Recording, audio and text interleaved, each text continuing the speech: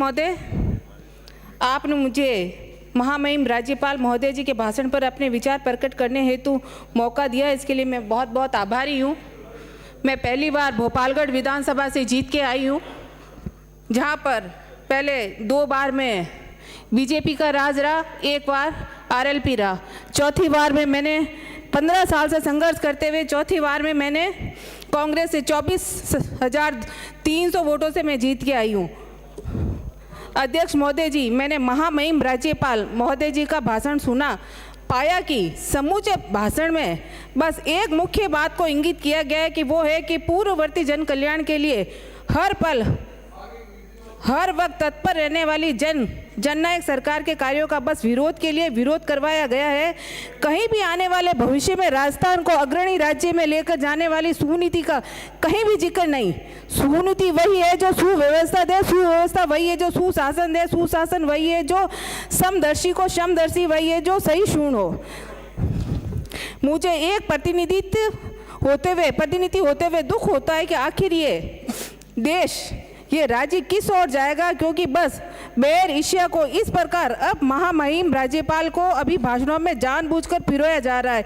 ये भारतीय लोकतंत्र की परंपरा के हिसाब से ठीक तो नहीं लगता। मुझे बहुत दुख होता है जब उन योजनाओं को बंद करने या जानबूझकर रोकने का प्रयास किया जा रहा है, जो कि समूचे राजस्थान में ही नहीं बल्कि समूचे देश में लोगों की पसंदीदा योजनाएं बनी रही। वित्तीय स्वीकृति के उपरांत योजनाओं के स्ट्रक्चर के निर्माण के लिए टेंडर प्रक्रियाओं को रोककर आखिर ये वर्तमान सरकार ये दिखाना चाहती है कि बस विरोध के लिए विरोध किया जाए। जनमत और जनहित का लोक कल्याणकारी राज्य की संकल्पना का उद्देश्य तो संविदा ही संकल्पना है, वो बस कमजोर होता हुआ परिलक्षित हो रहा है। चिरंजीवी योजना, बीमा योजना शायद आज तक की सर्वश्रेष्ठ जन कल्याणकारी योजना थी, वो जानबूझकर कमजोर की जा रही है। ग्रामीण क्षेत्रों में प्रत्येक बच्चों को हिंदी माध्यम के अलावा अंग्रेजी माध्यम की शिक्षा मिल सके, उस उद्देश्य से पूर्ववर्ती जननायक सरकार ने जो महात्मा गांधी अंग्रेजी माध्यम स्कूलें खोलने का जो क्रांतिकारी काम किया गया था, उसका परिणाम ये हो रहा है कि आज गांव के गरीब परिवार के बच्चे अंग्रेजी भाषा में संवाद कर पाने में सक्षम हो रहे हैं। पिछली सरकार की विकास योजनाओं का ही परिणाम था कि राजस्थान राज्य की जीडीपी 11.2 पीएम पर पहुंची है। अब जो जन कल्याणकारी योजनाओं को बंद करना है और कमज़ोर करने की जो योजनाएं बन रही है, ऐसा पाप जो किया जा रहा है, उसमें मुझे नहीं लगता कि आपका उद्देश्य ही जनहित का कोई और लक्ष्य दे रहा है। लोकतांत्रिक व्यवस्था के लिहाज से जनता द्वारा चुनी हुई सरकार सर्वशक्तिमान होती है, लेकिन वो सरकार समाज की अंतिम पंक्ति में खड़े हुए व्यक्ति के कल्याण हेतु तत्पर रहती है। लेकिन बड़े दुख के साथ मुझे ये अभिभाषण पढ़ने के बाद लग रहा है कि इसमें उस अंतिम व्यक्ति के लिए योजनाओं को पहुंचाने का कोई जिक्र नहीं है। सरकार की जन कल्याणकारी योजनाओं का प्रचार प्रसार हेतु राजीव गांधी युवा मित्र नाम के बेरोजगार युवाओं को रोजगार के साथ जनहित का कार्य दिया गया था, वो भी सरकार आते ही इसलिए बंद कर दी गई क्योंकि उसका नाम स्वर्गीय राजीव गांधी जी के नाम से था।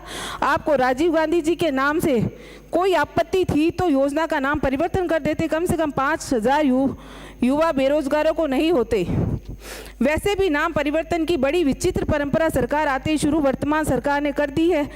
एक बात मोदी जी की गारंटी अब मुझे लग रहा है कि जो संविधान का राष्ट्र और राज्य सरकार का फेडरल स्ट्रक्चर बना हुआ है, उसको कमज़ोर करने का प्रयास है। इससे राष्ट्र मजबूत नहीं हो रहा है, इससे राष्ट्र कमज़ोर होता हुआ दिखाई दे रहा है। मुझे तो कभी लगता है कि राजस्थान का मुख्यमंत्री आदरणीय भजनलाल जी शर्मा है या आदरणीय मोदी जी, ये बड़ा यक्ष प्रश्न है, उसका उत्तर जनता की अदालत जनता ही देगी। महामहिम राज्यपाल महोदय जी के अभिभाषण में मुझे एक बात बड़ी विचित्र और अटपटी लगी।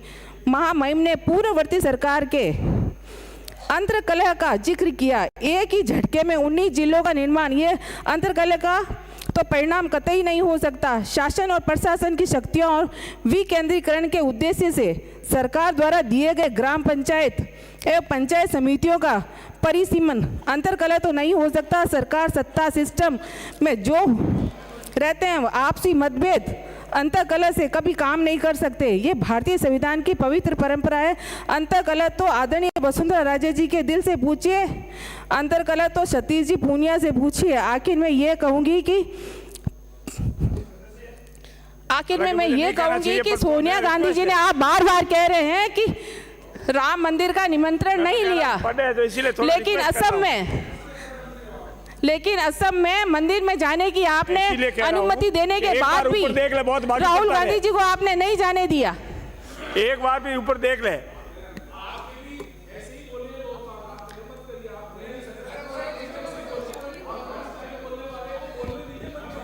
अब राजे आप बार बार बातें कर रहे हैं राम मंदिर राम मंदिर। आप माननीय मुझे इसका सदस्य। जवाब दीजिए कि जब राहुल गांधी जी असम में मंदिर में जाने की परमिशन दी, उसके बावजूद भी आपने जाने नहीं दिया। राम मंदिर आपने सिर्फ एक मुद्दा बना दिया, आगे पार्टी का मुद्दा बना हुआ है, इससे ज़्यादा आपने कुछ भी नहीं किया।